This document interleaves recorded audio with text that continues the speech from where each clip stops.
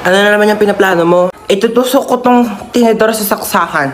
Bakit? Kasi, napanood ko sa YouTube, magkakaroon daw ako ng powers. Yung power niyan, papasok sa katawan mo, makukuryente ka. Ayun nga yung point, di ba? Para nga pumasok yung kuryente sa katawan ko para magkaroon ako ng powers. Okay, bahala ka dyan. Basta sinabihan na kita. Talaga? Ano nangyayari dito? Tinusok yung tinidor sa saksakan kasi magkakaroon daw siya ng electric power. At pinabayaan mo lang? Sabi niya sa akin, gawin ko daw.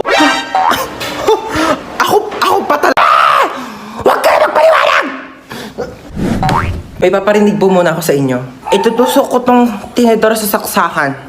Trinidor mo ako, bunso. Pinagkatiwalaan kita. Thank you, Yaya. I got you. Kailangan kong gawin to para maging patas bilang isang ina. Sorry. For the truths only.